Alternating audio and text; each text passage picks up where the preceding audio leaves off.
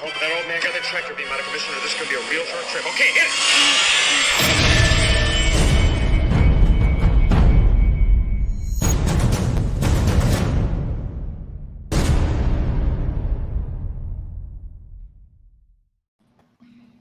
Hey everybody, how's it going? Tonight we have a special collector spotlight, something we don't normally do. We're going to be doing some vintage, and you know, a lot of us like vintage, and we don't talk about it on this channel very much. But that's where a lot of us started out. That was the vintage is what planted the seed, right? Started out, Jason. Yeah, I mean, yeah, almost everybody, you know, was started out playing with vintage, and you know, that's all you did back then was play with your toys. So tonight we have Robin Bocra, who most people who are in vintage have seen her or seen her collection. And, you know, basically we're going to go through her collection tonight and check out all the cool stuff and talk about a lot of pieces. And let's start with Robin. How are you? And tell us a little bit about yourself. Well, thanks so much, Chris. Thanks so much, Jason, for having me on the show. This is a lot of fun. So thank you. Happy to have you here. My name is Robin Bocra, and I am a physician here in New Jersey, and I have been collecting since the 70s. I'm an original fan of the films. I saw them in a first-run theater back in May of '77 with my mom and dad. And my mother was a very big, and she still is a huge science fiction fan. And so being around her, it was just very easy for it to flow to me, like the force flows. So before you know it, everything, she promoted Star Wars in the household. So when the toys started coming out, we would go, to Toys R Us or Corvettes or Caldor or Two Guys or KB Toy and, buy one another. Classic places. Yeah. A big one for me was Kitty City. Kitty City? Yeah, that was in Whitehall, PA. Yeah. So I've been collecting. That's basically in a nutshell. So I am a vintage collector because that's what there was. There wasn't anything called vintage years ago. It was just called toys. Did you play with all those toys, or did you? Oh yeah. You played with them as a young girl, and yeah, because I was on a street, and my two best friends were Marty and Alan, and we were the same age, give or take about a year. So we played Star Wars every single day. I mean, we'd get out our blasters or guns, we'd run up and down the street. I'd have my Millennium Falcon, I'd throw all my figures in it. There was like a carrying case, and somebody would bring the land speeder or like a TIE fighter or an X-Wing, and we would all go to like each other's houses, and we would play. We'd play Star Wars, we'd bomb each other's bases. And then once we got like sick of doing that, then we would play like as kids running around in the woods thinking it was, Dagobah or, you're a stormtrooper. Yeah. The days of a good old imagination, right? Yeah. And then, Marty's older brother, Jeff, would come in and he would play either Boba Fett or like Darth Vader because he was just a little older and taller. So, and he was kind of like a jerk sometimes. So it'd be very easy for him to like beat up his like brother a little bit. So it was like torture for Luke Skywalker. So it was a lot of fun. So that's fantastic. Hey, Robin, I got an interesting question. And, I ask this with all due respect, but as a female, right? Because that's just, it's going to be one of those things that comes up often. So did you ever catch any I don't know, anybody ever find it odd that you were because, a lot of boys growing up were heavily into Star Wars and very, fascinated and intrigued by it. Even whether, being a child and playing, imaginative or even like coming up and collecting, did it ever sort of throw anybody for a curveball? Anybody ever give you a hard time? Because like I said, with all due respect, you're a very beautiful woman. Usually I think, the mentality is like, oh, a girl that's more like a tomboy or a girl that's more like boyish. And, obviously you don't give that off in any way. So has that ever created any kind of indifference or disconnect? Well, not growing up, because playing with them, we were kids, and kids play with kids. You don't really think about sometimes whether it's a boy or a girl. If you have a common interest and there's only a couple kids on the street and you're stuck together and you watch the same films, and we had each other. So we didn't think anything of it, and it was perfect. Because, Marty had blonde hair, so he was Luke. Alan had dark hair, so he was Han. And then, I had darker hair back then. I was Leia, so it was convenient. Well, it was perfect. Yeah. So we had the trio, and that's all we needed. We get on the bus in the morning, and so we'd be like undercover characters where, you know, I mean, we were spies, and we were like spying on some of the other kids, but we were still in characters like Han, Luke, and Leia. So it never ended. I mean, the games, the cosplay didn't really come into later on in life when, you know, maybe, you know, he'd put on like a vest or things like that, but it was just all in our head. Everything was imagination. And so back then it wasn't anything. And then when I moved homes, and now I'm in the house I'm in now, a good friend of mine said, why don't you, with all the toys you have in this closet, why don't you have a collecting room? Why don't you display? If I had what you have space-wise, I would buy cabinets and I would start to display everything. So I said, that's a good idea. So we went to IKEA and just bought like 3 cabinets at first. Then I went back and got more, and I started putting things in and starting to see what I had. And then I went, wow, I have a lot, but because I still had them in boxes, I still had things from KB Toy and Toys R Us where I had bought for $1 back in 84, 85, and they were still in the same bags with the receipts. Like $2 for $1 even. 2 for like $1. Power of the Force, like two for $1 from KB Toy. So they were still in bags and bags and bags. And I had boxes and all my original ships and everything. A lot of things were still in the boxes that because I played with them, but I actually took pretty good care of them because we played with the ships and the figures, but we played with each other more playing Star Wars. You know, we'd go down a hallway and then suddenly we'd be like, this, you know, it would be the beginning of the Tantive, where with like my parents' bedroom's door was at the end and that would blow open and like we'd be firing. So we played, so I didn't think anything of it, and my toys were in good shape. And then once I realized I didn't have everything, when I went on eBay, I started to go, oh my God. And I had been going to Star Trek conventions, and I was a big Star Trek fan because Star Wars was dead in the 80s. So going to creation conventions and going and seeing, you know, Star Trek, all the Trekkies that were there, there was girls there. There were females that were there. So you never felt out of it like it was just all guys in the room, because there was lots of girls in the short skirts looking like Uhura and or Nurse Chapel. So and the toys are there, and then all the figures were like in the dollar bin. I was like, oh look. So I would go to these Star Trek conventions and buy Star Wars. So I would leave. My handbag would be filled, and I'd have bags of stuff, and nobody wanted it because everyone would go, you want to stick with Star Trek. That Star Wars is gone. Nobody cares about it anymore. Star Trek is the wave of the future. Next Generation was around that time, wasn't it? It was when that's when they had the old Galoob ones out. Those were pretty popular back in the day, right?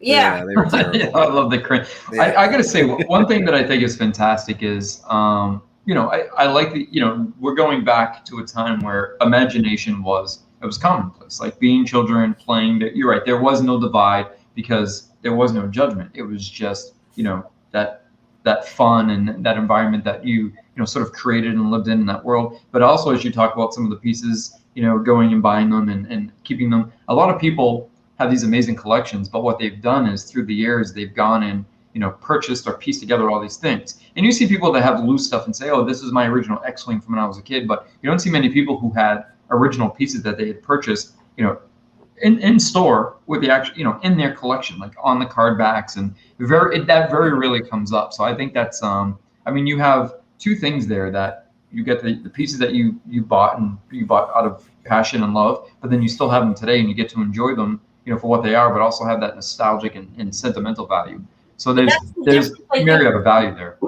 But that's some of the difference, I think, with some, maybe, perhaps, I don't know, with guys and girls, because boys would then get sick of the toys, and then they move into sports, and then they move into girls, and then the parents would just take their stuff and throw it out. Sell it, give it away. Yeah. Sell it, give it away. Exactly what happened to me. Yep. So everybody I knew that was a guy, they all went out in garage sales. They were all given away or sold for nothing because the parents were like, it's just a bunch of my son's toys. Mm-hmm. Girls, I feel perhaps the parents didn't necessarily treat the girls' things the same way. So they may have been stored differently and cherished a little differently. And maybe they were kept a little cleaner than the boys' things. I mean, you know, I've had, friends that played, and their things were filthy, and they would have like little sticks of, not dynamite, but fireworks. Yep. So they would have M80s. the mats. Yeah, exactly. And they blew up. So I had things that were given to me. I'm like, this is melted. You giving this? I mean, this is all blown up. He doesn't have legs. He has his eyebrows are gone, and they're like, oh yeah, I blew him up. I'm like, so you really treated your things like trash. So the parents may have seen these things as being dirty, filthy, broken up pieces of toys, and vintage didn't have a value because there was no such thing as vintage back then. It wasn't vintage at the time, yeah. And you're right. So if you're blowing something up or just if you're blowing something up and destroying it, the perception is okay. You're growing out of these. Let's get rid of them. Yeah. Exactly. I wish I still had. A lot of things are gone. I wish I still had some of the figures from when I was a kid. I don't have a single one. You have a bunch though, Rob. You have almost a lot of them. Okay. Well, I mean, I have all my original. Well, don't forget, I would take the card back to like Toys R Us, and I'd put an X through the back. I have this. I need this. I love it. But it wasn't that like I needed like 50 stormtroopers. That came later on when I started buying them for like $1 at the, when I go to a Star Trek show. And then I was like, oh, look, another stormtrooper. Oh, look. Oh, okay. Well, how many can I buy? Okay. So I could buy 20 of them for $15. All right. Well, so then before I know it, I'd have like 50 pounds of plastic in my handbag. And then I'd have to like get on a train and go home through Madison Square Garden across the street from the Penta Hotel. And I had like literally like 50 pounds of like plastic on me, and I wasn't prepared to bring this stuff home, but it had no value. And to me, it was a cherished piece of my childhood to just start buying and hoarding it. And then I would just throw it in a closet and just throw it in a closet. And I didn't think anything of it.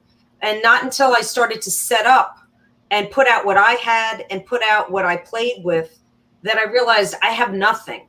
And that's where the whole thing of the worldwide of the Meccano and the Takara and the Palatoy and, all the other things that came from all over the world came into play because those weren't accessible. I mean, a lot of the Power of the Force figures, you couldn't complete it. Even if you wanted it, they were in Australia or in Canada. Yeah. Anakin and Yak Face. Yeah. But a lot of people don't even know the foreign names like Meccano and Lily Letty and Palatoy. They only know Kenner from America. Like I didn't know about any of those when I was younger. I just only knew about Kenner. Well, you wouldn't. I found out about those late as well. I didn't know until like collecting. Yeah, I didn't know until getting into collecting in the internet. Yeah, and even then, you didn't know. You didn't even know what was available until the internet started happening. You thought things were, non-existent. You didn't even know like what was out there available. Well, all that I knew was those little catalogs that you would get that would be in like the mini rigs or the ships, and you would say, oh, this is coming soon, or this is. So once you had everything, you had everything. It was very easy to complete it, and to think that wasn't it. But technically it was it, but then it was boxed differently in other countries. So technically I had the Millennium Falcon. But then to realize that I needed to buy one from this country, one from this country, one from this country, one from this country. And there is some slight differences in them. I mean, but now I realize that, you'll never have it all. And I'm happy to know that you'll never have it all because it's a quest that never ends. So it's a game that keeps going on. Yeah. Yeah. I pretty much stick to Kenner. I haven't ventured out into any of the others. So let's get started on some of the pictures. We got let's take a little peek and see what we got. And we'll start with, you can give us some which one? That one. That's just like an overview. It's an overview. I'd like to go through the overview first and then kind of like highlight certain things. There's a lot of different stuff in there.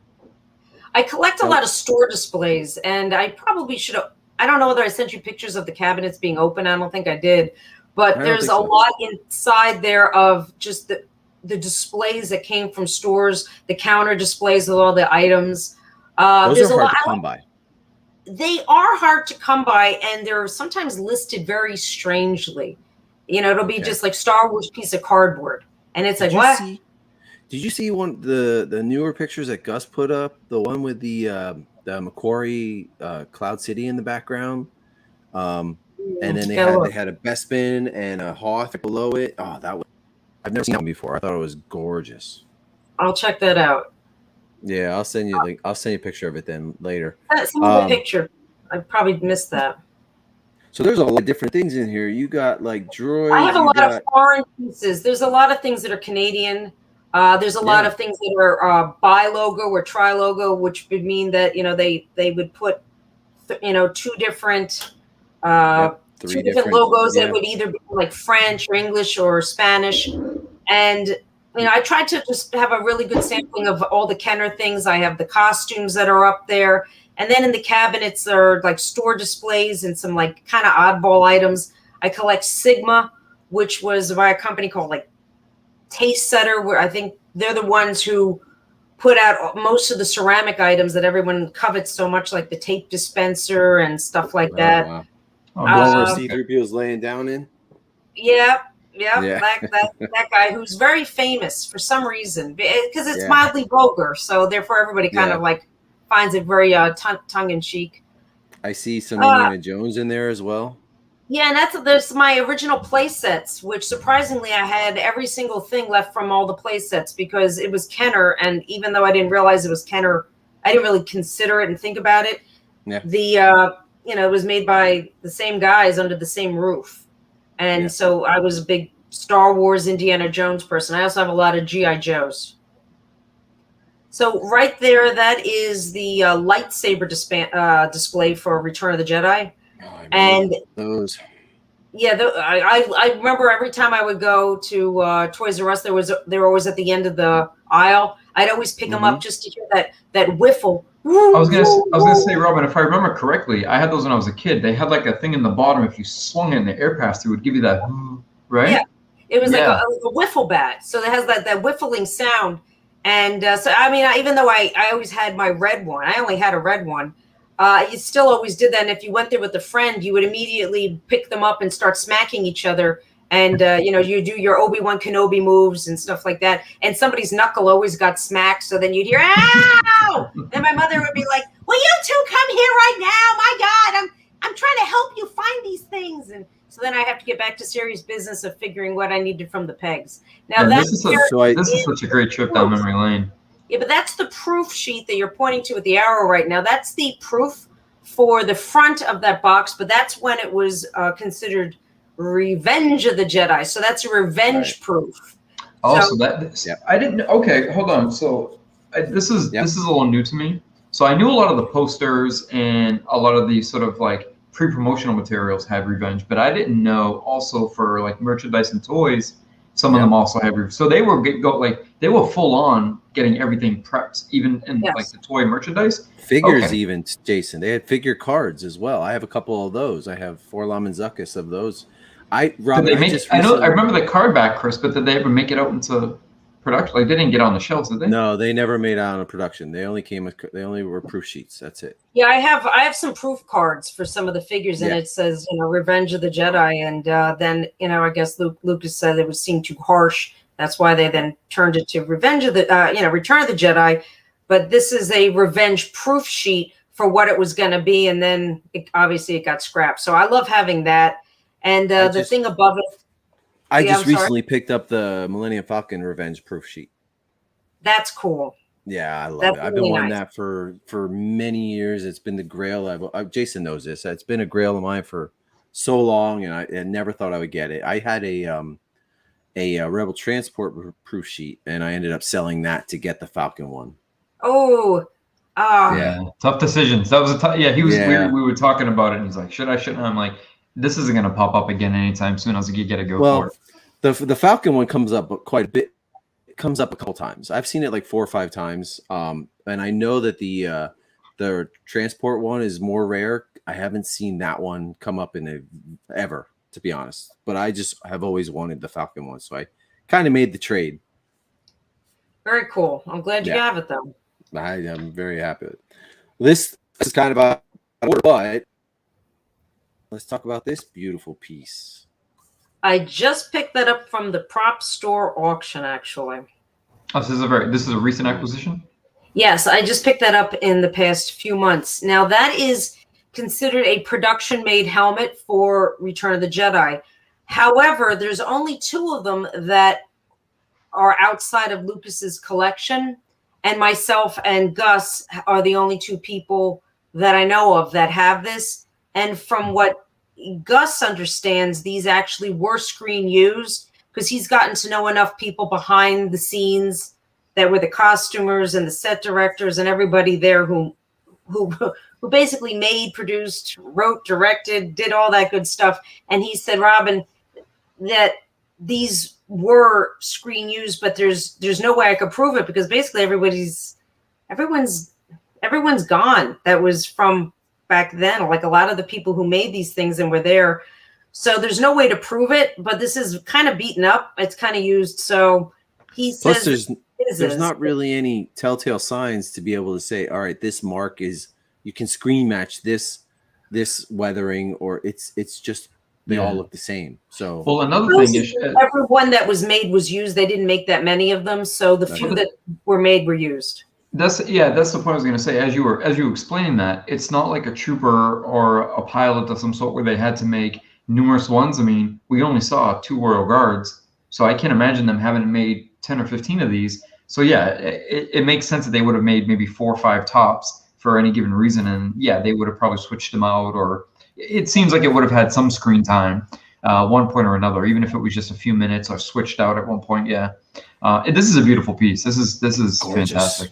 Gorgeous. Yeah, it's very cool. It's really hot and it's kind of heavy and it's very cumbersome, and it has 0 visibility. Basically, you put that on and you're not defending anybody. You're not doing anything. You're just standing there hoping to like not pass out.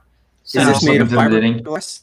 Is this made of fiberglass or is it ABS plastic or what? It's like a resin. I wish I would have taken a picture of it and put it on the inside, but yeah. You know, you're talking to a true Star Wars fan, Chris, when you have something this unique, right? Production or possibly screen use from Return of the Jedi, and they actually put it on. She had to try it on. That's the best part. One of the first things I did is like I get it out, I'm like, oh God, this thing's horrible, and then it's like, oh God, no, I just hope. Well, most people would be like, they would treat it like a Fabergé egg, and of course, as fans, we're like, oh, we got to try this thing on. I got to put this thing on and see what it feels like. I love it. Doesn't matter how much it costs. I got to put it on my head. No, I own it. I'm gonna get my money's worth out of it. I'm gonna wear it. I'm gonna drive around town in it. I'm gonna go food shopping in it. I really don't care. That's awesome. You know? Have you worn it to bed yet, Robin? That's the question. You know, you can't because of those points. Oh yeah, okay. Points in the front and the back. I'm not saying that I tried. It sounds like I tried, but you don't sleep well in it. I'll leave it at that. Which doesn't mean I tried. Not that there's anything wrong with that. It does make me think though. So when you had said like 0 visibility, and you know, as we unearth more pieces that were either production or screen used, you know, they seem to be these, you know, really, really uncomfortable, awkward type things to wear or have on your face or on your body. And it amazes me when we're watching it on screen how maneuverable and how well they, you know, were able to accommodate wearing these costumes and whatnot. It just, I mean, these guys kind of just stood still. They didn't, but like take into consideration like a biker scout or even a stormtrooper, like those things don't rest well on the head. It's like a bobblehead. It's strapped to your chin. You gotta kind of like look down and move oddly. It just amazes me how smoothly it all transitioned onto film. Okay, Benjamin, I'll wear it and go shopping with you. I think we'll look great. We won't look suspicious at all. It's not like security will be following us around for anything. Well, no, it's for COVID. That's your COVID mask. He troops as a biker scout. As a scout, yeah. I love all my 501st boys and girls. They're the best. Yeah, they came in. Also, Robin, who's in the chat, she cosplays as well, right? They're husband and wife, and they they look amazing in their cosplays. Yeah, I believe. Who does she cosplay as? I've only ever seen Benjamin's. Let's see. Yeah, Robin, if you're in the comments, let me know. Yeah, she'll let us know. I just got up actually from the Prop Store auction too. Prop Store recently has been getting into toys, and I've always wanted one of these. And this actually was Howard Kazanjian's, you know, from Return. Oh, awesome! So this was his private one that he was issued. He actually was given a lot of toys, you know, from Return of the Jedi and from all the other films. But this was his personal one, and I actually own a couple of his pieces. So this is another one I now own. Kind of cool. No, I haven't played with it. Yeah, I remember this from the prop store auction. I remember seeing, we talked about this during our show the one time, Jason. Yeah. Yeah. We reviewed the auction still. I'm just happy to have it. It actually is unused. So clearly he never played with it, but he owned it. So yeah, it's big. Not to focus on this too long, but if I'm correct, Robin, what I understand, and I could be wrong, this was one of those things that it was a pre-existing toy, and they just sort of moved it over, stuck some Star Wars stickers on it, and made a Star Wars version of it. Yeah, Kenner reused a lot of their molds, and this was a shooting game, like a shooting gallery, kind of like a Western kind of thing. Yeah, that makes sense. Yeah. Okay. Jason, I don't know if you know this, but the Ewok Village and the Gamorrean Guard were repurposed later on for Robin Hood. Like Robin Hood or something, right? Yeah. I just found that out recently, though. I didn't know. I think I saw it somewhere. This came in, I believe, red plastic. This wasn't white plastic. I think the game they used a mold and they injected a red plastic for the shooting game. So it's the same style, but it's a different color. Yeah. Okay. And some artwork. I actually have a lot. I have a lot of these, and I recently had some of them. I had them framed for a while, and I've had them sitting, not doing anything with them. So I decided to throw them up on a wall. And these are all from the Clone Wars. These are the production hand-painted backgrounds. So, okay. Beautiful. Now, did you, if you don't mind me asking, were these acquired individually? Like, as you got one, you moved on to another, or were you able to get them as a lot? No. This was one at a time, painfully one at a time.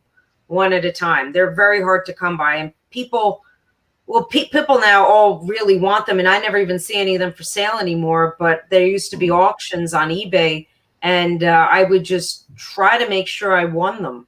And sometimes if somebody was really gung-ho, you'd end up paying a lot more for it than you thought you would. And some of these I paid maybe like $100 for, and some of them like well over $1,000. It just depended on what if somebody really wanted them, and they're cool. I mean, they're neat. They're different. I didn't know what else to do, so I threw them up, and now I get to look at them. I actually am not a Clone Wars fan, but I'm a fan of the artwork. And the artwork is beautiful, and these actually were very delicate. If you were to have like licked your thumb and touched any one of these before they were framed, that would have like transposed right. It would just come right off the sheet. So they actually were very delicate. So for me, I wanted them framed, even if I wasn't going to display them, just to protect them.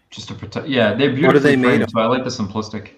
Well, they're on like a cotton paper. It's like an artist's paper, and the paper's very fragile too. It's not like a hard stock or like a 320 GSM. It's pretty thin. It isn't. Yeah, I guess it's acrylic. I don't know what the medium is, but it's very delicate. Nice. Yeah. Beautiful. Yeah, beautifully framed. Nicely displayed I like that too. setup. Thanks. Yeah, it's very different. That's what I like about it. It's different. Okay. All right, so let's go like the bottom, that little R2D2. That's actually a prototype lunch pail. It's like a little bucket. Yeah. So that was an unproduced product that obviously never came out. And that little lid comes off, and that was where you'd bring your lunch. And I actually was able to purchase that from the Hakes auction that recently was out. And believe it or not, the first time I saw it was at Gus's house. I saw it, and I was like, that is so cute. And he goes, well, there's a couple of them that are in the world. They made about a dozen. I believe there was another one that might have been made, another version with a clear dome. But this was the one with like a solid plastic one. So that's pretty cool. The figures in front that says Space Figures, those are from Ireland. Those were leftovers from Return of the Jedi. So they just basically like ripped them off their bubbles and they repackaged them. And those are like kind of like a dollar store type of sale, like over in Ireland. That's fantastic. Kind of like what they did at KB Toy with the 2-packs. Yep. Yeah. Put them together. Same kind of thing. So they did that, and those were released in Ireland.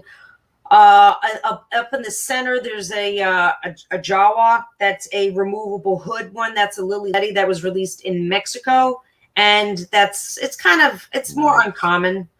And then you have the Tri logo, like the little mini sets. That they're not really necessarily mini rigs, but they're kind of hard to come by to find those. And they really are.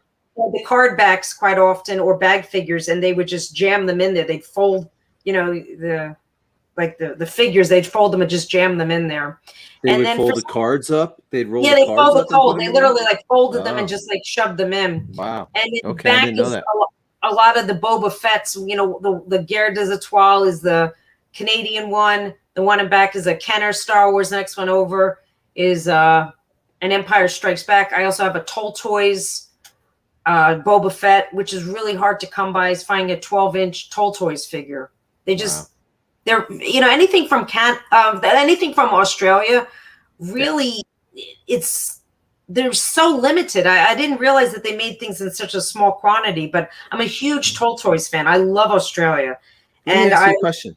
The Gamorrean Guard and the AT-AT driver that are on the Power of the Force card, were those ever they weren't released? Were they released in Australia, or they were never released?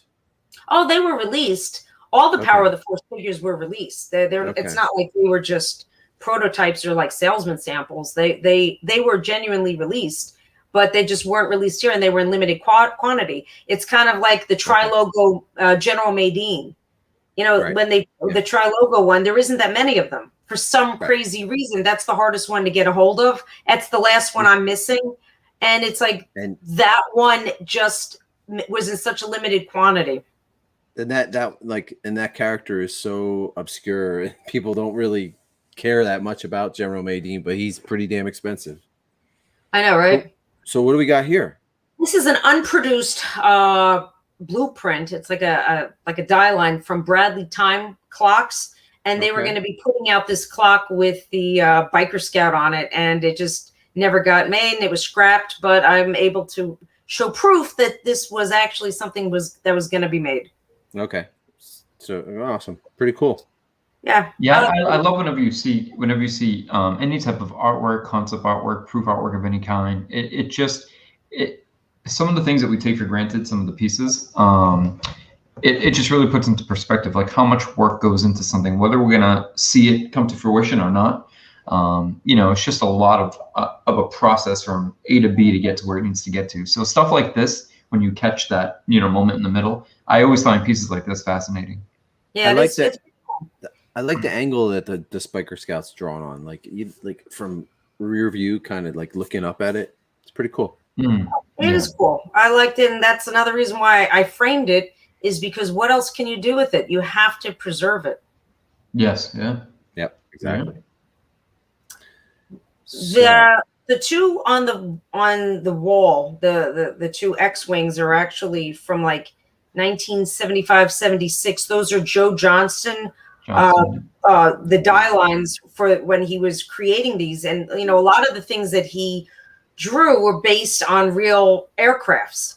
So when he was going through the design ideas, he made these, and they're pretty cool. I mean, they're close to what the X-wing eventually became, but these two die lines are actually of my favorite. And down below is a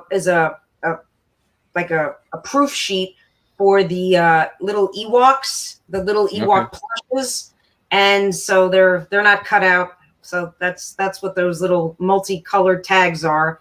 And then this is a Empire Strikes Back Bespin Guard screen used jacket. So this one is in fact screen used, and I also had picked that up from the prop store auction. Do you know who wore it?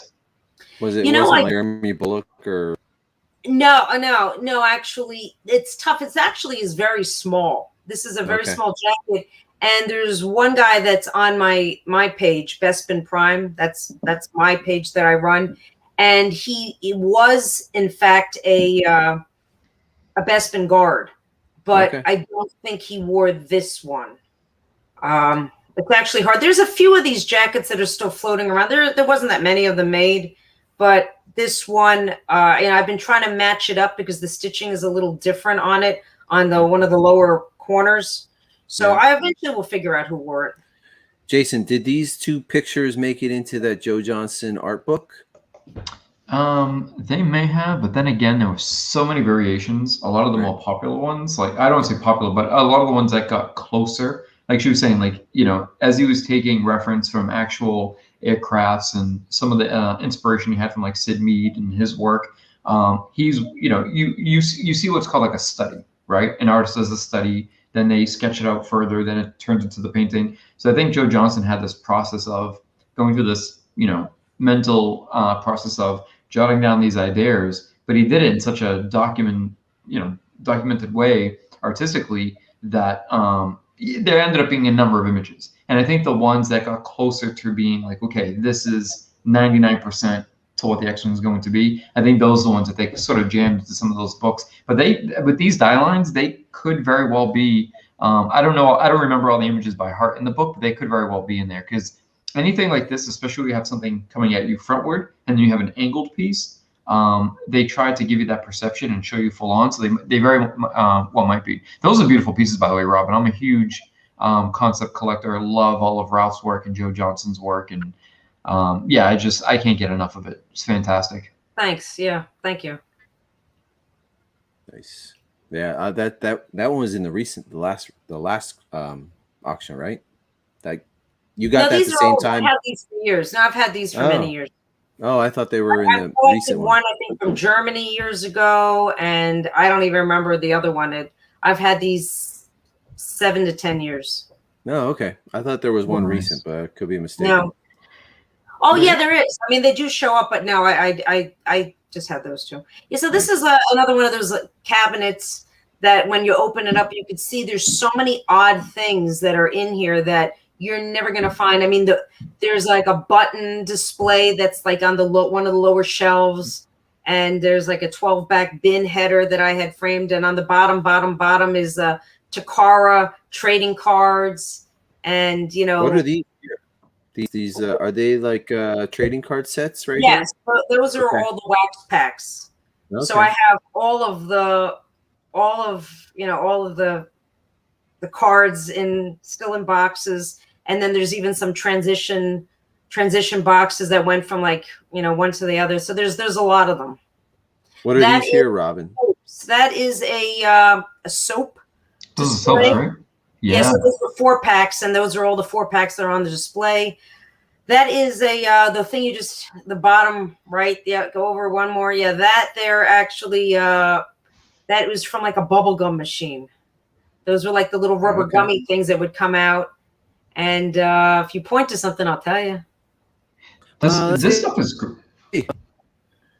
Is there anything you want to know about, Jason? No, I'm just kind of taking this all in because, as I mentioned earlier, it's it is, but in a good way. This is what I'm getting. I'm kind of getting the feels here because it's one of those things where, like, when you cover vintage, you're covering vintage, like a card back figures.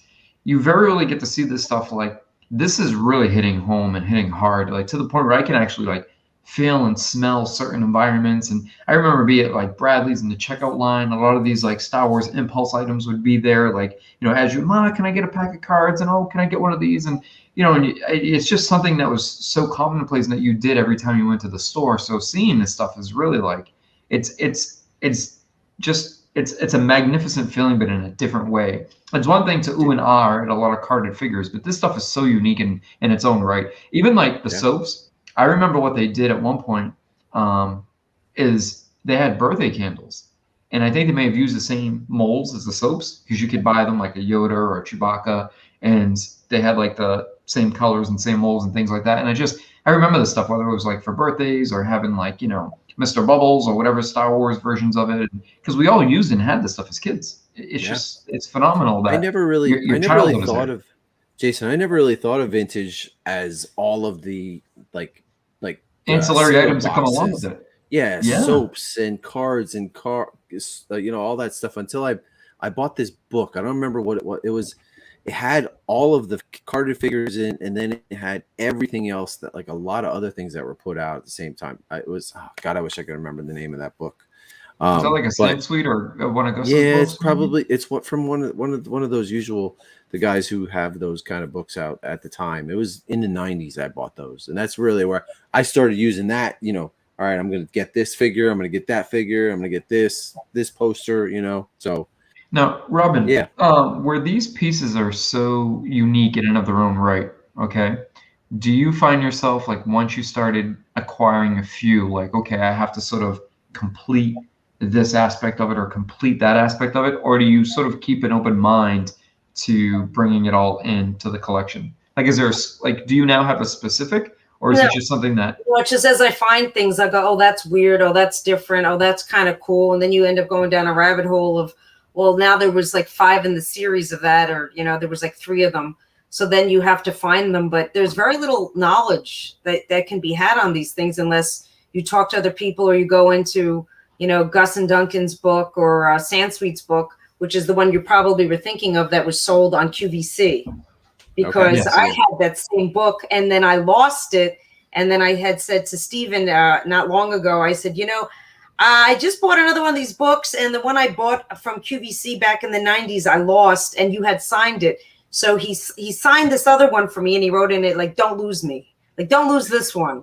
I used to open that book so much that I completely destroyed the binding. I ended up hole punching it and putting it in a 3-ring binder so I could keep looking at it. That's actually a good idea. Now, a lot of these things that you have to start to look for the oddities because you get burned out on looking at, you know, the carded figures and boxed ships and play sets. It's just, I'm going to call it pedestrian. And those items can be $10,000 sometimes when they're sealed and perfect. And that's a fortune. But some of these items that are here are maybe $20 or $30, like the soaps, those 4 packs of soaps. You can buy that on eBay for like $25. And that's cool. I was just describing to Jason over the last couple of days. People are under the impression that vintage cards are rare. They're really not. You can have just about any vintage carded figure you want if you look it up on eBay. Almost. There are some. We did talk about that. So they produce those things in the millions.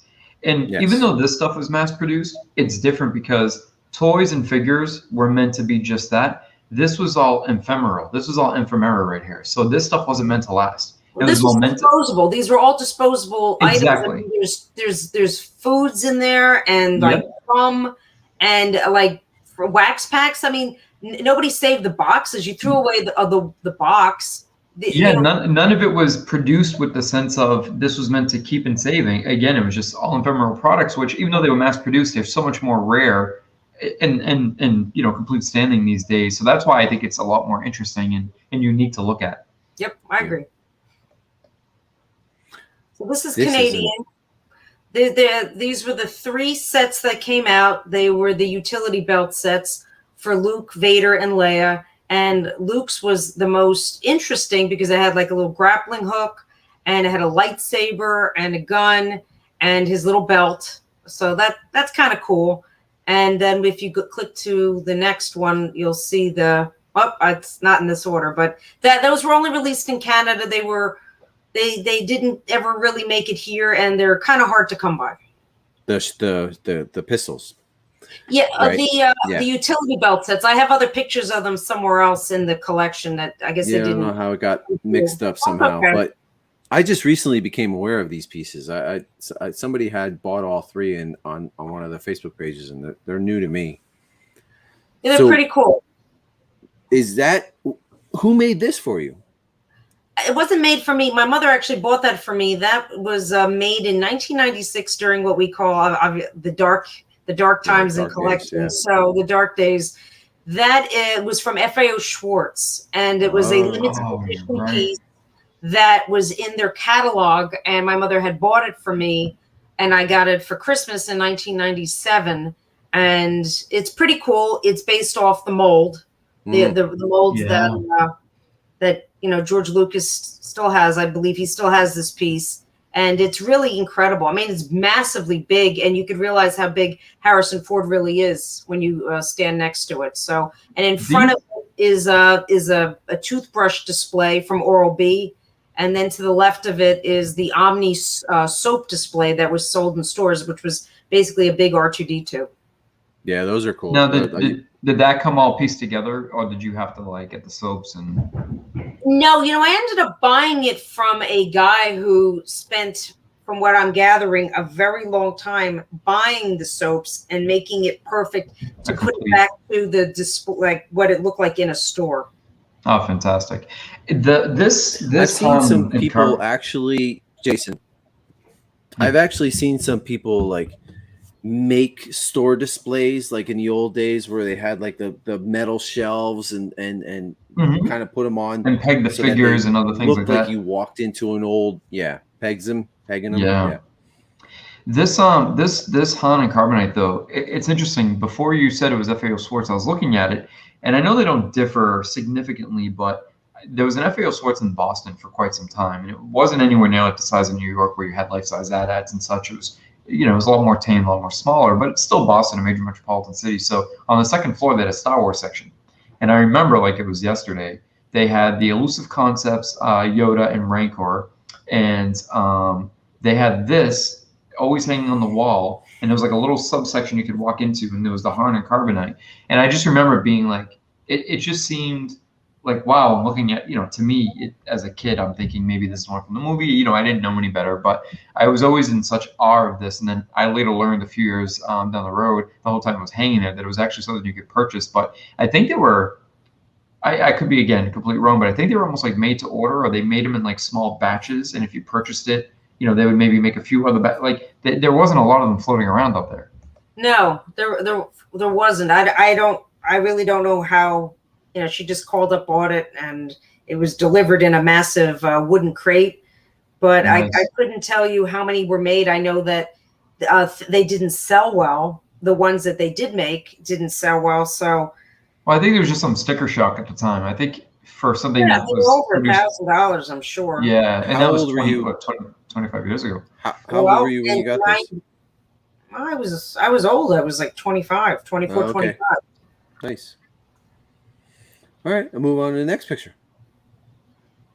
Okay, so yeah, some interesting pieces here. If you look at the top right, those are costumes that came from Spain. One is a Leia costume, and one is a Luke costume. And they had these bootleg guns. This is one of the few pieces that is partially licensed through Lucasfilm, so it's still considered bootleg and licensed. So there was like a little bit of official and a little unofficial, but most of the toys were either one or the other. But these are pretty cool because they use this other kind of gun from Metroletta, which were from Spain. They put in, they were like the spark kind of guns. So those were put in with these costumes. And in front of that is a Ewok cassette holder. They had like, the cassettes from the show. And up top, that's a record. That's the records, right? The Ewok, is that the Ewok little records? Yep. And those were the cassettes that were on the bottom right. And then you could see some other like costumes. I really like the costumes for kids. So those were by a company of the top ones, and to the left are by Camus. Those were released, and they're very different than anything that like Ben Cooper or any of the other ones like Don Post masks. They're very different. And then if you go down into the cabinet, I'm a huge Landspeeder fan for some crazy reason. Oh, really? Okay. I don't know. That just ended up happening because there were so many that were released and so many iterations in different countries. So like that one there is a Meccano one from France, and then in back are the radio controlled ones. So that's pretty, it's pretty cool.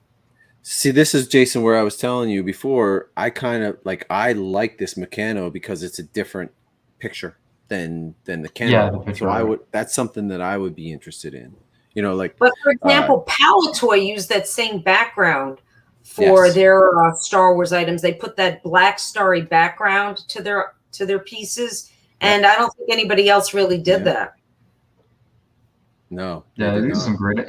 One thing I think is interesting is, and this is totally a happy accident, but when you look at those costumes, the guns, I noticed that the gun and the trigger, the blue and orangish color, is the same color as the jackets that they wore when they were filming ESB. So I'm sure that wasn't intentional. It wasn't intentional because Metroletta only made those guns in like a few colors, I think 2 or 3 different colors. And those are just the ones that they ended up, throwing in. So those were from a company in Spain that made those weapons, and they were bootleg items of Star Wars items kind of to begin with. And then, but some of the things were licensed also. So it's a nice note. Yeah. I figured it wasn't intentional, but I thought it was like a cool little, it's just a nice little happy accident there. But these the other 2 costumes that were released, and the Vader one is pretty lame. It's just like a lightsaber, a gun, and the belt. But Leia's was cool because it had the white belt. And then again, these were all redone. There was a Buck Rogers one.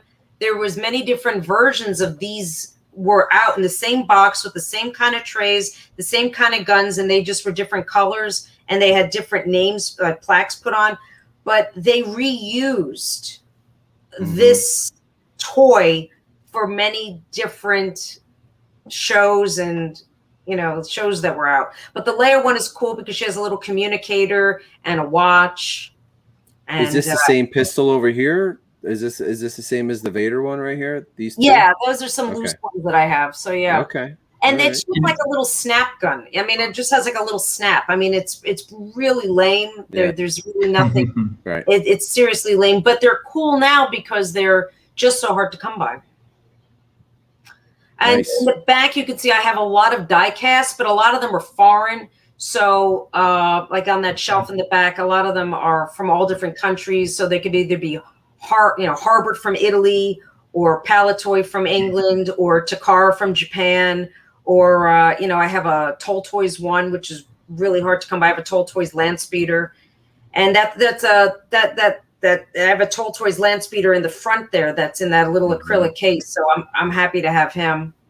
And is most of your stuff sealed, or are you like care if it's opened, or how is that? When it's hard, when something comes here? on a card back, it has to be sealed. I mean, the bubble still has to be attached, still has to be in really good shape. But when it comes to, let's say, a Toll Toys item, to get something sealed, you just can't for love or money. So it doesn't really matter. So a lot of these foreign pieces that are very, very obscure have been opened. But if you can still have it with the contents complete, you're aces. That's the best you're going to get. Yeah. I like this. I like this. The TIE Bomber? Yeah, I like this. Yeah, the TIE Bomber is nice. Yeah, I have 3 of them. I have that one, I have a loose one, and then I have a graded one. I don't know how that happened. But I was on the kick for TIE Bombers because at that point, I'm like, I'm going to get a TIE Bomber no matter what I do. And I got a loose one. I'm like, I got a better one, and then I actually had it graded because it was nice. And then I have that one. Beautiful. Thanks. Okay, so these are the masks. Now, the 2 mask Ewok heads are all original pieces that were left over from Stuart Freeborn's pieces from Return of the Jedi that were not used, but he made them for the film. So, and the eyes, the teeth, everything. Finally, did you get these from Tom? I didn't buy them from Tom. Tom made Tom Spina from Regal Robots. He made the top one by hand. That actually was his that he made by hand, and the one that's in the lower left was made by a former employee who is very artistic. And then you see some Lily Letty 12-inch figures below it. I have those also, so they're really pretty cool. The Han Solo. That was interesting because it's green. Yeah, there's also a red one that was released also. Now tell me about this. Those are glass. Those are glass leaf from Brazil. I think I have some better pictures of those later on. I have all those also. They're hard to come by. The boxes, because the country is so humid, the cardboard didn't really hold up that great. Okay, here's some more cool things. Is it possible to jump back one? Sure. So this baby Ewok here, Robin, can you tell us a little bit about the little baby? Yeah, there's a better picture of him later on, I believe. That is Nibbit from Return of the Jedi. He was the baby that was in the basket that they were petting his head. That's actually a puppet. You can put your whole hand all the way up and into his head, and his mouth moves, and there's wires that are attached to his hands to move him. So he is the one that is the only one from Return of the Jedi. And so we're looking at the actual one. That is the one. That is the fantastic. Oh wow. That's the one in the basket. That is the one in the basket that I saw back then. I went, oh, and now I have it. So every time, if the house was ever on fire, that's the one I would run for. That's the one you're grabbing. Yeah. That's pretty sweet, Robin. It's pretty cool. Yeah. Again, more of the costumes. Yeah, the droids costumes. Yeah. There was only 2. there was the C-3PO and then like, the Wicket costume and the guns. I have all the guns. I love them. To find an Empire Strikes Back one, the electronic laser blaster is really hard. That box is it's a smaller box than the regular Star Wars one, the Stormtrooper. That's pretty cool. I actually got that from Duncan. Oh, nice. I like this Slave One with the action playset in the behind it. Yeah, and it's complete. It's so hard. I had gotten the box from one person, and I got the playset from the other. Now, there is also I collect all the special offers. This playset actually is shorter than the other one that's released for Darth Vader's TIE Fighter, because the box is a smaller configuration. So they so both play sets are the same play set, but they actually cut this one down and it's shorter when you hold them side by side. Nice. Fact. And a Vlix. Got a Vlix down there too. That's classic too, right? Yeah, but there might be a better picture of him later on. I think there was, yeah. Yeah. And as you see, I have a lot of those Canadian pieces in that picture. I collect all the foreign because I love anything in different writing. Okay. So you see the Gale, the 12. I love it. I like how these costumes, it looks like they have white capes. You see that? Are they white capes or are they just like a plastic? They have a plastic kind of crappy costume. Yeah. Yeah, back in the 70s when we wore those costumes with the plastic mask with the rubber band around the back. They don't know what it's like today. Those kids, they don't know. No. So what's this thing here? That is a loose. That is the Luke AM radio headset. Okay. And if you look in the center, the second shelf down, I have a boxed one there that's sealed. It's pretty cool. I also have some of the production work, transparency for all the artwork that's there. You can't really see it, so it's neat. The Jawa on the top right, and then the Chewbacca puppet. Those are both from Canada by a company called Regal, and they put these two oddball items out, and I think they're pretty neat. They're pretty cool. And these are, what are these down here? Those are ceramics. Those are just like different, like 20th Century Fox and like different things. They're some of them are bootlegs. Some of them are just, like coin banks. And that actually is the die-cast bin for the die-cast ships. Okay. So that's the cardboard box that the die-cast ships came in. And then the header that was attached to it, I have framed on another wall. Okay, so I had gotten them separately. And on the second shelf, you see a box that's like red and blue. This one here. Right there. Yeah, that is actually Uze. That's an Uze piece. Wow. Okay. So those are like Uze mini rig style pieces? Yes. So they only make mini rigs. The other one. Yeah. I've never seen those. No. Yeah, they look about the same. I mean, they really are about the same, but it's just the box artwork, and that one is just so perfect. I did not know that they came out with the Uze vehicles whatsoever. I just thought it was the figures, the blue Hoth Trooper. Nope. Yep. Wow. Now, Robin, I'm curious. I was gonna ask us this question, but you might know. So when I started learning about Uze and how some of them were acquired or even found out about, it was from a gentleman named Lev. He lives in New York. He owns and operates Toy Tokyo. Mm-hmm. You ever communicated or interacted with Lev? I have not, but yes, we do know each other, but I have not met him, no.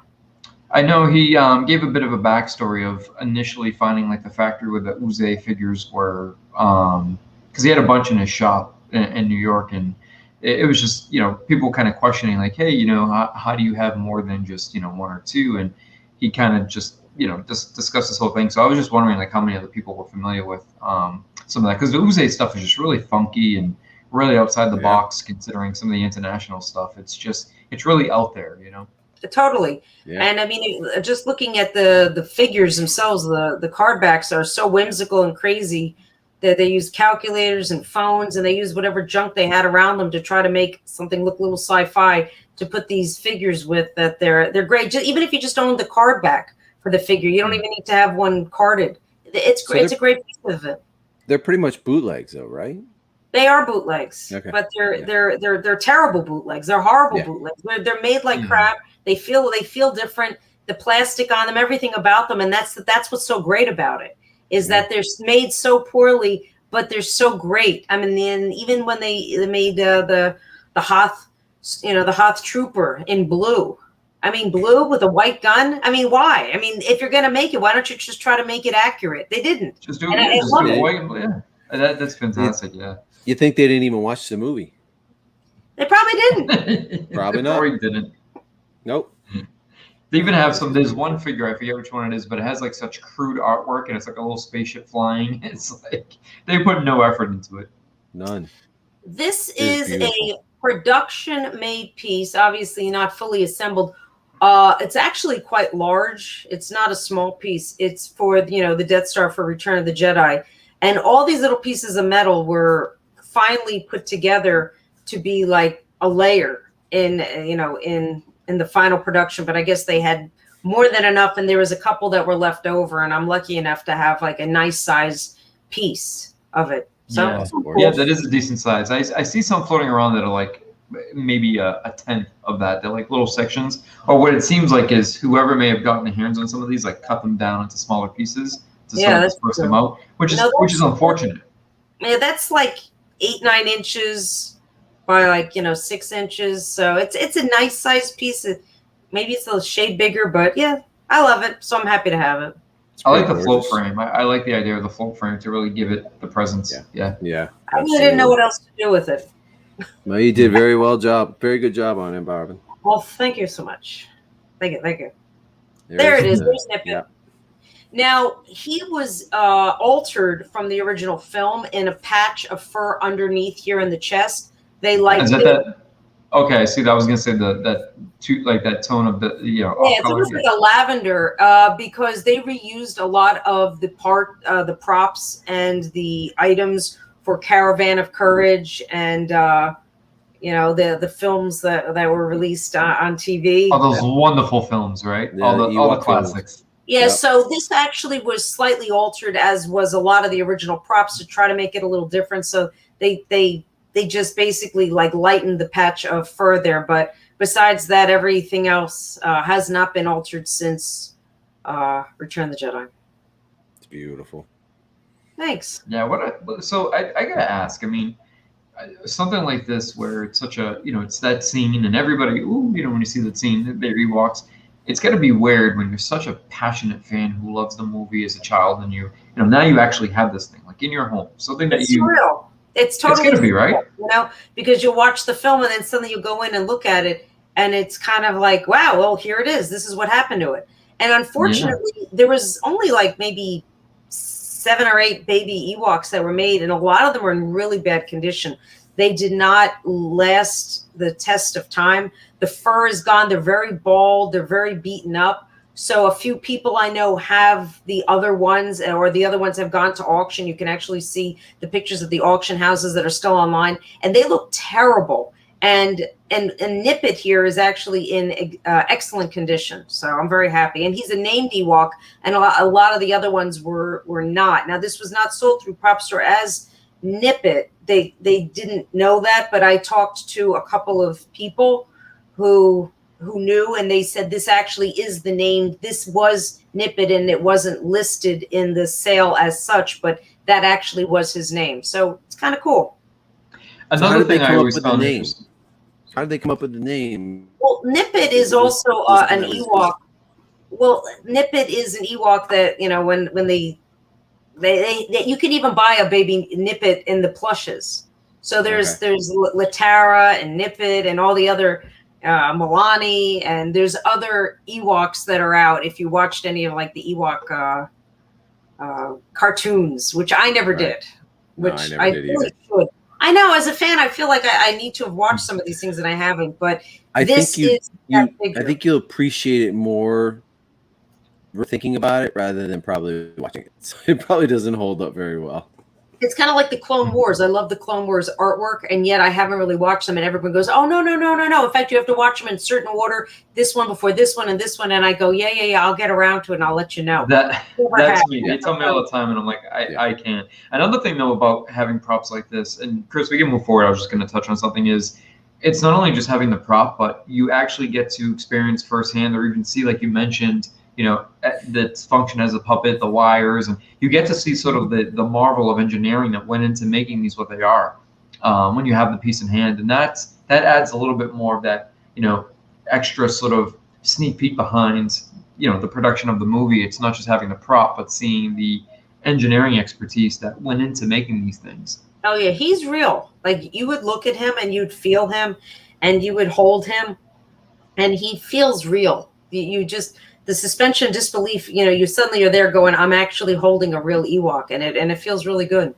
Not any Ewok, the baby Ewok that's in the baby. That everybody saw it and went, oh, that's just amazing. I could never imagine that as, a kid watching these movies, thinking to myself, I could ever own a piece from on the screen. You don't think about that though. Nobody thought about owning the items. Nobody considered that. That wasn't like something that was in anyone's wheelhouse. Right. Yeah. Right. Exactly. And there's 12-inch Leia with her nice hair. That's a little Letty.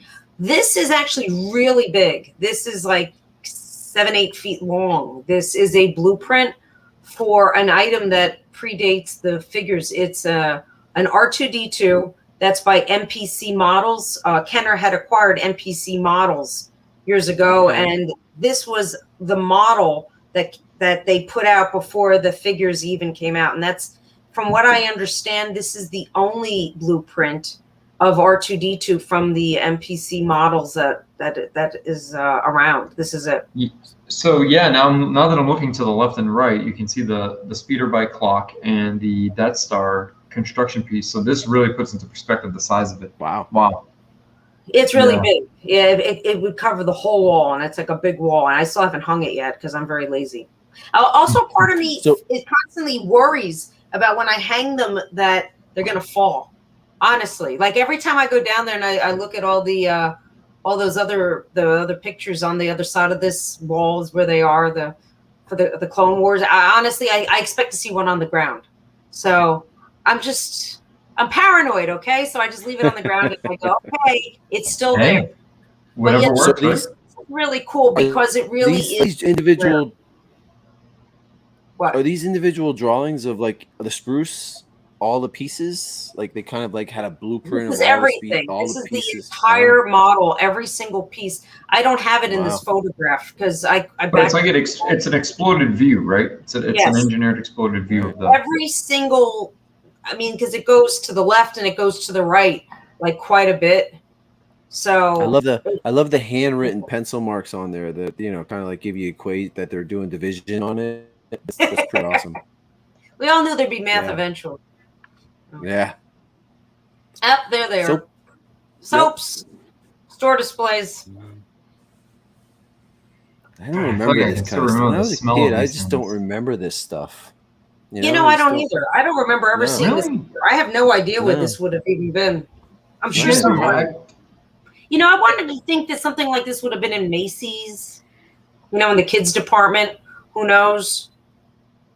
One thing, though, I've learned over the years as I started getting a little bit more educated on this stuff, I noticed that some markets or some areas were like, you might have had this more heavily sent to areas of like the Northeast versus like the Midwest. And I don't know if there was any rhyme or reason to it, but, or it could have just been like certain merchants, if they were, more congested in a certain area, it was, just kind of like how you see today, certain areas you go to and you may have 5 targets within, 6 square miles where, other places you might have, 2 targets in 10 miles. And it could have just been things like that because I may not remember these exactly, but I remember like having the bubble bats and the soaps and all that stuff because it was just so, again, at that time, it was Star Wars was everywhere, at least at the age I was at when I was a kid. I even remember like the little plastic heads filled with candies. Remember those? Pez.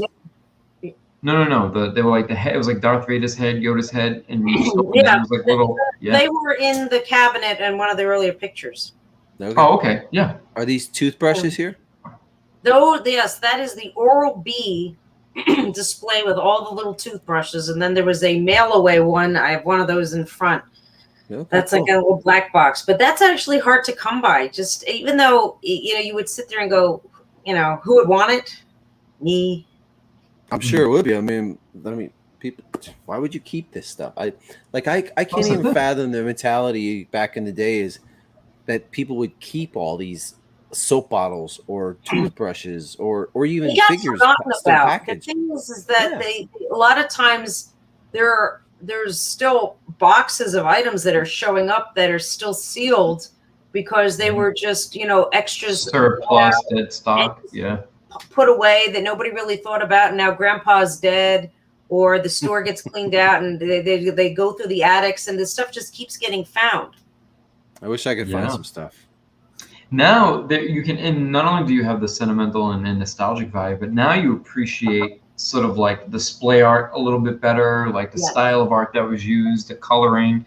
It takes on a whole new life. I like these cards down here, the way those are packaged. Those are really hard to come by. You would think those were called rack packs, and those were I've never seen them before today. Yeah.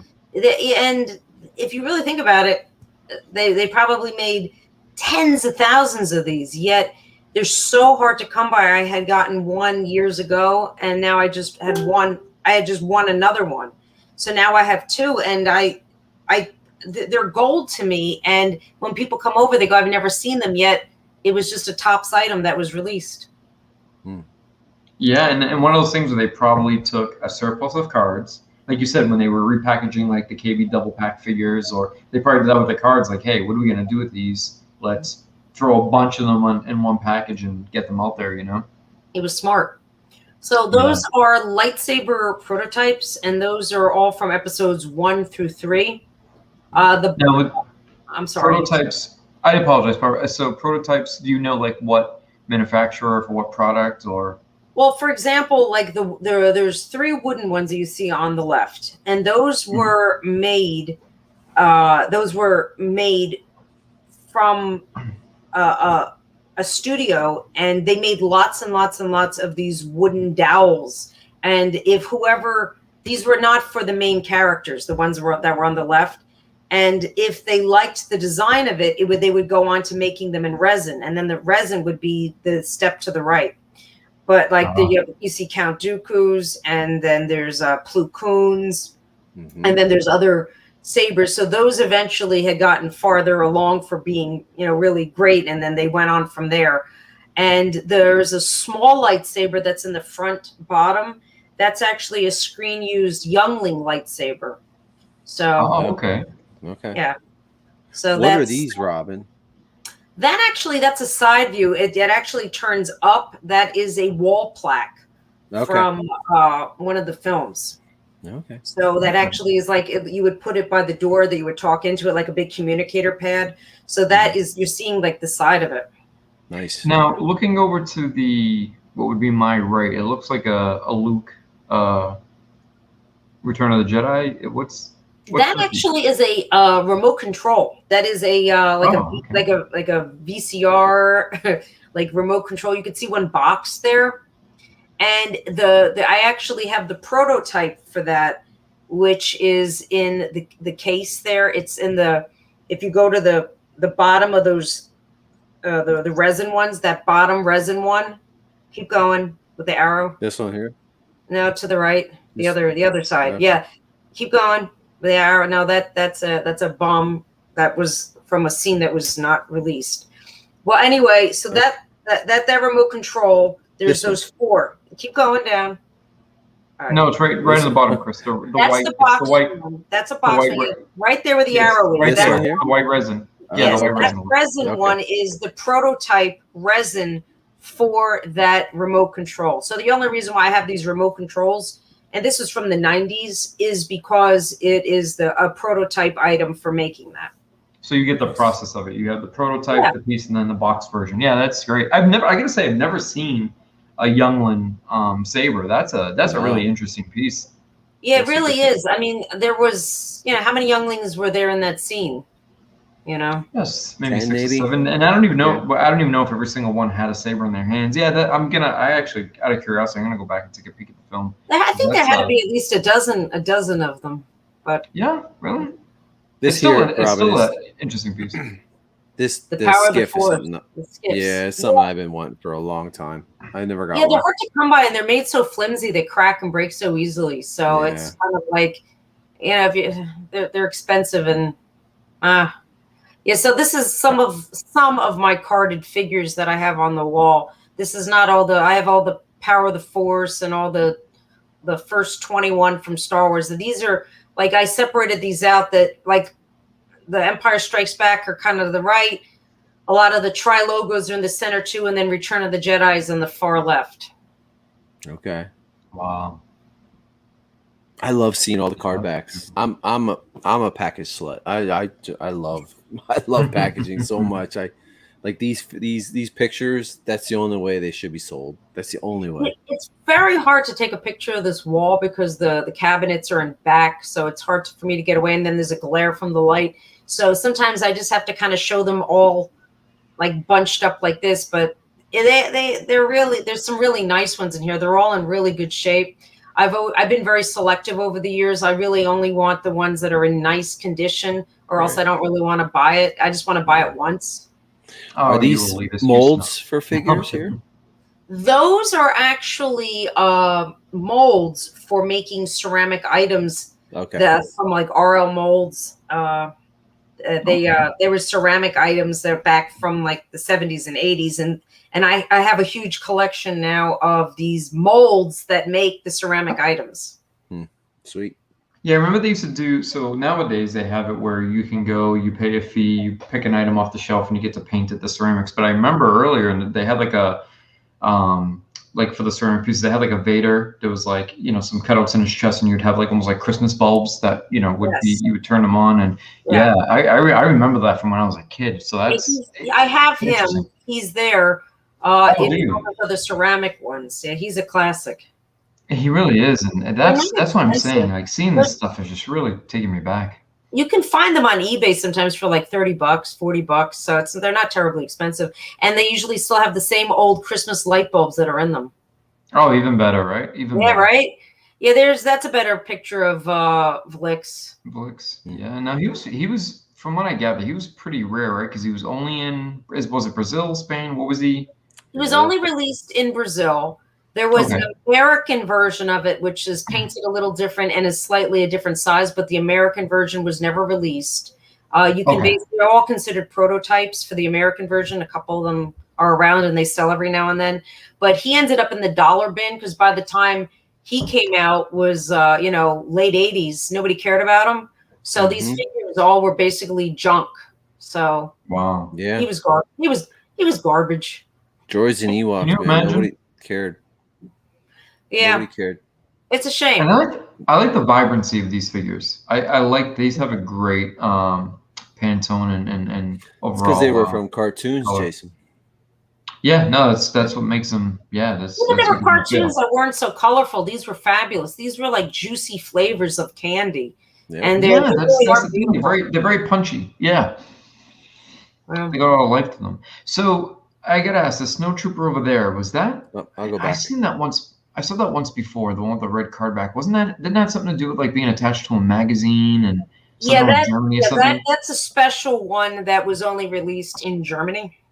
Germany, yeah. I remember that vaguely. I always, for some reason, I don't know why, but something about the aesthetic of that card back always caught my eye. Well, it's not a card back, that's like a comic. It's like a zine, right? Like a magazine of some sort. Like a magazine. Yeah. And then the figure, and that snowtrooper, he has holes that hold his skirt on that are round, and he has a different kind of gun. And so he's just a little bit different. He also has like a double scar on the back of his leg where they took out his origin. So it doesn't necessarily doesn't say like Hong Kong. So he's just a little different. So it's kind of cool. It is, yeah. It's in the mail away. It's a neat piece. What's in the mail away? I don't know. What's in the box? I don't know. What's in the box? I don't know. I've got so much crap. I'd have to. Oh, it's 10-pack. You know. I don't know. Yeah. All right, so you man. can see Uzes. more. No, those are actually soaps, shampoos. Okay. Those are like utility packs. So they're the one in the center are the Princess Leia ones that have like a shampoo and soap, and then the ones to the left have like a toothbrush, and they're like a Luke one. So there's like a Luke one, there was a Leia one, and then the shelf below it, I have a lot of my mini rigs that are all in there. Those are all sealed. I'm happy with those. And then there, if you look, you see your action display stand. That was a special offer. The box for that. The second shelf down. Right. This one? Oh, here? Yeah, I'm sorry. Right there where the arrow is. Yep, right there. That's hard to come by. That's pretty neat because that it was the common thing that you could have mailed away for, but then at some point they actually boxed it.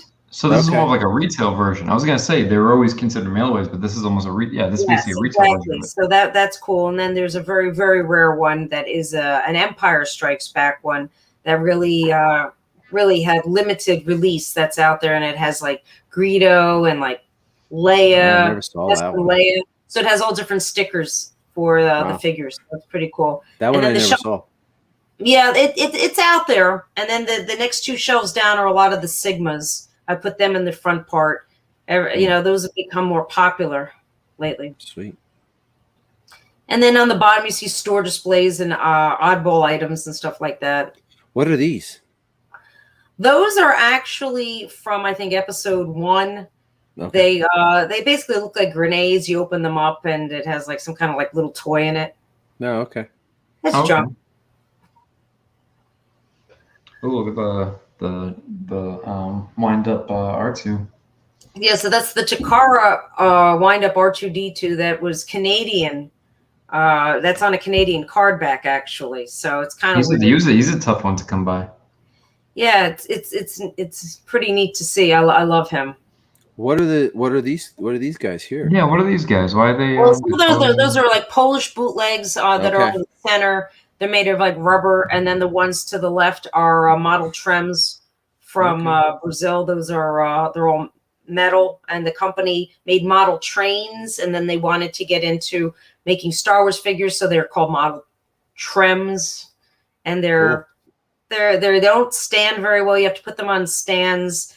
They really didn't have any playability for kids, but they're pretty cool. This X-Wing with the special offer, did they come as carded figures like before, or were they in bags or boxes? I believe that most of them were card backs that were put in. I don't know whether they were baggies. I could be wrong on that. They may have been baggies. I haven't opened that up in a long time to differentiate what is in it. I probably should, but every time I open up any of these, I rip everything. And some of these came with baggies and some of them came with card backs, but later on with Return of the Jedi, they ran out of the card backs, and sometimes they ended up inserting baggies. Okay. So there's a lot of nice stuff in this picture here that for me, I've always wanted to yak face and Anakin. I've always told people, I want to get them all, but I know I'll never have yak face or Anakin. Yeah, they're kind of hard to come by. Like the Gamorrean guard came from my friend Ralph in Germany, and I've never seen the Gamorrean on the part of the Force. Rare. I don't. Yeah, these three are pretty rare.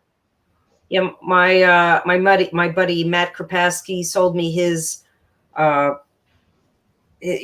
He sold me one of his, and then the Nikto I got at Celebration, and a lot of these have just been a labor of love to be able to find and piece together. But I actually owned quite a few of these back from the day when they were still in the bag, when they were bought in 1985 on clearance because nobody wanted these. So when I started setting these up, I just took them out of the bag and I started putting them in acrylic, and that's when I figured I needed to buy them all. And then I was like, well, damn it, I can't find them all. And then I found out, oh my God. And when I first had gotten yak face, I showed my husband, and he started to laugh. He thought it was like a gag toy. I said, no, this is awesome. real. And the guy that was in it's named Sean Crawford, who I'm friends with him, and we converse, we talk, we chat, we've hung out together. And I'm like, no, I know the guy who was in it. He was like the puppeteer that was in it. And my husband's like, that's a fake thing. You are so full of crap. He did not believe me. And I'm like, I'm telling you, it's a real figure. He's like, I can't believe it. And then he would just, again, it was always a good segue to get him to like leave the room, because he would like look at something and go, oh, and then he would just leave. So Robin, these three here, they were released in America. Were they? No, I'm asking. I'm not sure. I don't know. I don't know where. I know that Yak Face wasn't, and I know that Anakin wasn't. I don't know whether Nikto was. I can't tell you whether Nikto or the Attic Commander. I don't know. No wonder. I don't know myself, because I've never really. The Attic Driver. I don't know. I don't know whether the Attic Driver. I'm not sure. I'm having a blank out because it's going on midnight here, and right now I'm not. I don't want to give any misinformation, but some of these were from Canada. Don't forget. Yeah. Let's still, it's hard. Time kind of, when you get so into it, time kind of, it flies by. It just sort of flies by. So yeah, we can. We'll try. No, we don't have to leave. No, I want to go through everything, but I'm just saying, like I'm blanking out on whether it was from Canada, whether any of them were limited release here or from Australia. Yeah, and you don't want to skip a beat, Robin, because those, they'll. Oh, everybody, you know what I mean? So if purists will be like, I get yelled at if I forget something simple. Everyone can fact check me and just correct me all the time. I'm getting to the age now. I'm 49. I'm getting to the age where I'm starting to forget everything. So, I got your fact checks right. I'm not. I never forget a thing, right, Jason? I forget everything. Oh, those are Hungarian. Those are Hungarian figures, which again are those like the pastel color green and red. Yeah, those are nice. Leia, there's a C-3PO, there's Wicket. I have I only have like I think 6 of them now. I've never seen those before. I like the There's always something on the yellow card. There's just with this stuff. There's always stuff you've never seen before. I've been collecting 30 years and I've never seen those Hungarian figures ever. Oh, beautiful. Yeah.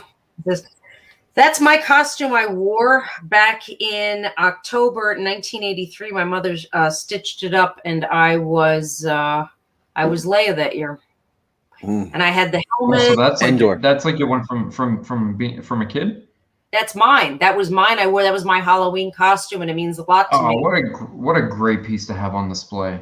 I love it because it's vintage, and I means got something. to enjoy being Leia. Yeah, it was very accurate. I do have pictures of me in it, and I am screen accurate in that film. From the film. I love it. That's it. She got it spot on. Nice. So I wanted to include that because it means a lot. Oh, that's the last one. Okay. Whoa. Nice. This is like what we're looking at. That's the real deal. The whole. No, I brought that up because I was thinking about using it as a background, but it's. I was gonna say that's quite the. I had a lot of. No, that's not there's hers. a lot more things I could have sent pictures of, but I didn't know how many pictures you wanted me to send of areas. No, that's and good. Stuff. That's quite a few. But we've been on for an hour and a half. Then we got plenty of pictures and lots of stuff to talk about. And I hope I didn't ramble on and bore everybody too much. No. We've talked about this for It's I know I said it a few times already. Yeah, but like I said, there's vintage, and then this is again like we're looking a lot of stuff that was meant to be temporary, stuff that was meant to just be, like you said, not necessarily bought and saved, stuff that was supposed to be consumed. Just it's amazing because these are all things that we all, like you said, experienced. These were items that, weren't just purchased, but were experienced. We interacted with them, we engaged with them in a different way versus the toys. Whether you took a bubble bath or you had the gum or the cereal or the cards or the costumes for Halloween. It's just, I can even remember being in those vinyl zip-up costumes with the cheap mask, scraping your face up and you're just sweating and perspiring. But those are such great moments. That's like our childhood, and you don't get that anymore. You don't get a taste of it. You don't get that experience anymore. And this was different on a different level, and man, it was fantastic, Robin, getting a sneak peek into some of the stuff you have. Great stuff, I gotta say. I tip my hat to it.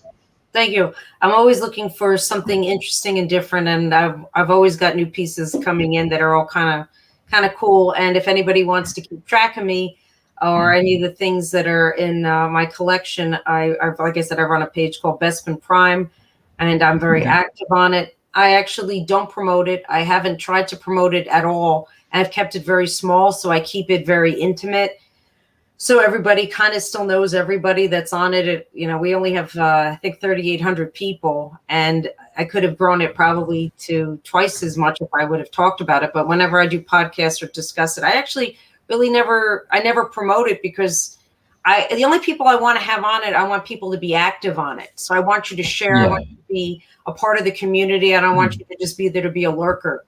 So if you want to, this is where people can go, and if they want to find out more info or exchange and share info, gather info for type of stuff that we looked at this evening, and because it's different, and today we're being bombarded by, everybody's trying to reach the most hyper realistic look or the hyper realistic, statue or figure or whatever it may be, and we've kind of lost touch of the simplicity of kind of what you mentioned early on when I asked our first question, was just like, well, there was really no perception of, boy or girl or this or that. It was just the imagination and the pure joy and love of just being in that moment and just playing it and enjoying it and living in it. So I think that's great. And I think keeping a group small and intimate like that sometimes, it is helpful to get everybody to be proactive and exchange, info with each other. So yeah. When people come, ask questions though. I want them to come on and I want them to say, what is this? I've never seen this. Can you give me some info?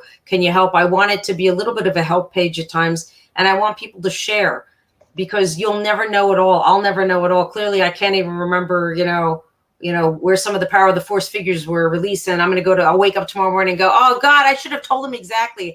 But you're not going to remember it all. You're not going to know it all. And if you can have a community of people where you can reach out to and ask them, it's nice. It feels good. And now this is on Facebook. What was the group's name again? Bespin Prime. That's the name of my collection. Pretty simple. Yeah. It's hard to forget. Rolls right off the tongue. Yeah, I'm just going to throw it up there so people know. You can go to Facebook and visit that, get some additional info on some of the stuff we looked at and other collectors that, collect vintage, but not just vintage figures on card. So yeah, I think that's I think that's great. I don't know. Again, we're just, not that it's a bad thing, but we're just so saturated with the prop replicas, and everybody knows about the RPF and so many Facebook groups and things like that. But something so niche and so unique, because there's not only one Robin out there. There's going to be 5 or 10 or 15 more of you out there who are into this type of thing, but maybe they don't know where to go, or maybe they have some of this stuff, but they don't know much about it, or they don't know who to share it with. So they don't need to share it. They just need to contact me, and I'll come check it out and make sure it's. I also like to promote cosplay. I also have a lot of droid builders. I have a lot of people that don't even necessarily buy. They don't buy any toys, and they just love the films, and they're just there for the community of just hanging out and talking shop. So it doesn't always have to just be that you're a big collector. And even if you're a small collector and you're just getting going, I don't want people to ever feel intimidated that other people have so much more, that what they have doesn't matter, because we all collect the same things. We all have the same pieces in our collection. But maybe some of us have been around just a little longer and have a little a little head start, let's say, or have had connections and made friends and be able to get certain pieces that are hard to come by. So I never want people to ever feel like what they have is not worthy, because it's very worthy, and they're very worthy on the page. That's important to mention.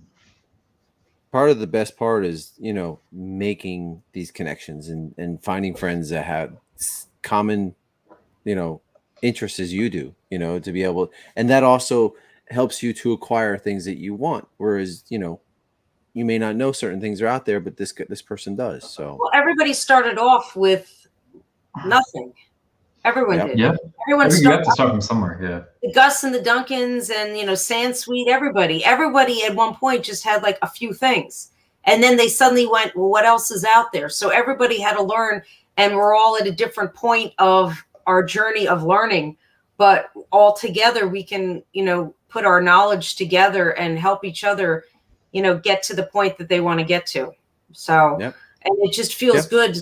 I have a lot of friends that are just going, I don't have anything, Robin, but I want some of these. And I go, well, then start simple. And then as you learn and as you feel more comfortable with the items, you can ask us, you can ask everyone in the community, and, we'll help guide you if that's what you want. I think that's great to share, and to let people know there's no rush. There's no race to this. It's just about enjoying it. And we sometimes lose touch of that. But it's just about enjoying it. And you're right. It was great that you pointed out that, like, it doesn't matter if you have one item or two items. And if it's your favorite item and you're starting off slow, or you just don't know where to go or how to network. And you're right. Some people may have had a head start, but it's all about, like Chris mentioned, building the relationships and those rapport. And that ends up being a bigger, or the biggest contributor to any collection. Most people think, oh, well, if I only had X amount of dollars, or if I only had X, it's not about that. It's when you build those relationships, that's how you're able to find some of the more interesting and unique pieces, or figure out, where to acquire them or how to access them, and stuff like that is really, I feel like we lose sight of that and lose touch of that with all the stuff that we talk about. We don't bring that up often. So Robin, thank you for touching on that. It's just important to put out there, and we just don't do it enough. Yeah, it really isn't, because I've had a lot of friends who had nice collections and they had to sell them for financial reasons. They needed the money, and then they had to start all over, and they felt like they were a little depressed that they have to start all over again. And I'm like, you know what? It's not even about the collection. It's about the knowledge. It's about the friendship. It's about the journey of finding these items. And it's a hunt. And it's a lot of fun when you're out on the hunt looking for something, no matter what it is. It's like, what will today bring? So it's consuming too. It's consuming too. Like I spend way too much time hunting for things. Time-wise. But it is very enjoyable. Part of looking for the piece is almost just as fun, if not more enjoyable, than actually acquiring the piece. Yeah. And I know that's hard to explain for some people, like for some people to understand that, but when you've been collecting long enough, there's something about tracking down that unique piece, or that one-off piece, or the piece you've seen over and over and over again, but it's just so unattainable. And there's a joy to it. And sometimes not having it, you kind of almost miss after you get the piece, like having gone through the process, and there's something, because it goes away, and you obviously you can move on to the next thing. But yeah, it's such a fantastic way of discussing collecting tonight and seeing some of this stuff. So yeah, it's really been enjoyable. It's been great, Robin. Thanks really for having me on, guys. Anytime you want to talk Star Wars, want to talk anything, I'm always game. So we may invite you back for who knows what, group therapy. Yeah, just to come talk shop. Yeah. Hey, I'm good at that. I'm a doctor. I mean, I don't do that kind of medicine, but as a physician, I get a lot of people that come in, and they're in for like maybe something simple, and they sit down, they go, oh God, I want to kill my neighbor, and oh, my kids are terrible, and oh my God, I've got diarrhea, and I'm like, tell me about it. So I do everything. So I end up being the therapist at times too, trying to get them off the ledge. So I'm good at that. Fantastic. Hey, out of curiosity, do you carry any of your collection over into your workspace? Any Star Wars present at the workspace? You know what? I don't have anything there, because I have so many people that come in and out of the office, and the days that I'm not there, other doctors are there, and I have a lot of wind-up items from Solo, a lot of the little mech droids, and I have a lot of inexpensive items that if they walked, I'd be fine with that. And I know that a lot of people like go in, they go, "Oh, you Trekkies with all your little sci-fi." I love it, Trekkies. Yeah. Oh, you have no idea. My mother has a girlfriend, and she goes, "Oh, you Trekkies, they're always." And I'm like sitting there going, "Can't you just like smack her at least a little?" And my mother goes, "It's going to make a difference." She's never even seen Star Trek. She's like, so she's never even seen any of it. So no, the stuff in the office is kind of. If a kid walks off with it, if they walk in the office and they see it, I won't cry. But no, I keep all the good stuff here. My son's pediatrician, that he had a whole big, huge display case in his office, in the physician's office, and it was all his old Star Wars toys, just all set up nice and with all the figures and ships and stuff. It was really cool. Every time we walked out, we're sitting there looking at, oh yeah, I've got that. Well, you don't have that, Dad, do you? I'm like, no, I don't. So it was cool seeing that in a pediatrician's office. But it is. It would relax kids. Yes. Before they again, Robin, I appreciate you coming on. It was a lot of fun, and we definitely want to have you back again. I wanted to ask you a question. Do you go to conventions in the area? Are there any favorite conventions that you go to for? Well, I always try to go to Comic-Con. I'm not going to be going this year because a lot of the vendors that I know are not going to be there. And the main reason why I go is to see the people that I've known over the years. But all the vintage guys are not going to be there, so there's no toy collecting for me. And you have to wear a mask, and it's going to be limited. It's going to be very hard to get in. I'm afraid it's going to take hours to get in for some crazy reason. You have to show a Vax card, and it could really slow down. The process can even take a long time to get in, but I'm not going to go. But there's a lot of local toy shows that I do go to, and I'm always there. All right, cool. Nice. Yeah, I find that I don't find very good deals or like they're always extremely more expensive at shows than getting it through people that and off the internet. So believe it or not, sometimes lately you can get really good deals on eBay if you follow some of these items. I'm on a lot of Facebook pages for selling, and the price can be twice as high there as you end up buying it on eBay. So I'm back to the eBay sites more so than even other people, because people are so emotionally attached, and maybe they're trying to fund another purchase that they're trying to sell it for top dollar. Yeah. And the item that they're selling is maybe more common. Mm-hmm.